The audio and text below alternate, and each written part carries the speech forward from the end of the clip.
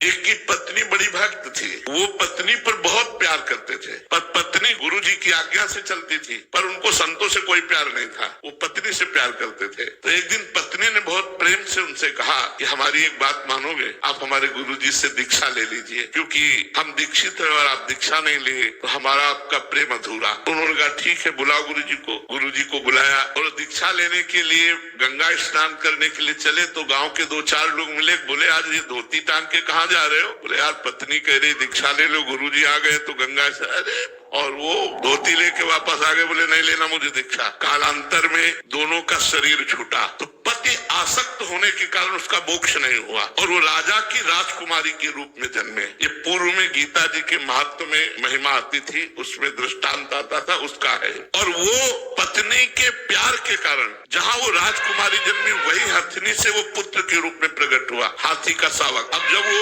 नव युवक अवस्था में हाथी आया और श्रृंगार करके राज सवारी निकली और राजकुमारी सिंहासन पर आरूढ़, तो जे भी उसने देखा तो पूरी स्मृति जागृत हो गई कि ये तो मेरी पत्नी थी। अब ये राजकुमारी और मैं हाथी हूँ, कैसे मिलन हो सकता है? वो चुपचाप सहता रहा, क्योंकि कुछ अपनी बात व्यक्त नहीं कर सकता, हाथी रूप में है। अब राजा ने अपनी राजकुमारी का स्वयंवर रचा। जे ही स्वयंवर की घोषणा हुई कि उसने खाना पीना सब छोड़ दिया। वो बहुत ही सुशोभित हाथी के रूप में था। राजा को सूचना पहुंची, राजवैद्यों ने देखा, बोले कोई रोग नहीं। राजकुमारी विज्ञान संपन्न थी क्योंकि भजन करती थी। उसने कहा इसकी औषधि मेरे को पता है, मुझे एक बार इसके समीप जाने दो। नजदीक गए और कान में कहा था गुरुदेव को वरण कर लो। नहीं वरण किया ना तो हाथी की योनि को प्राप्त हुए। सकुचाओ मत, तुम्हारे गले में जयमाला डालूंगी। सकुचाओ मत, स्वयंवर में तुम शोभा के लिए खड़े किए जाओगे और मैं तुम्हारे ही गले में माला डालूंगी और इस जन्म में इतना भजन करूंगी कि आगे जन्म में हम फिर दोनों मिलेंगे। उसने ऐसा ही किया।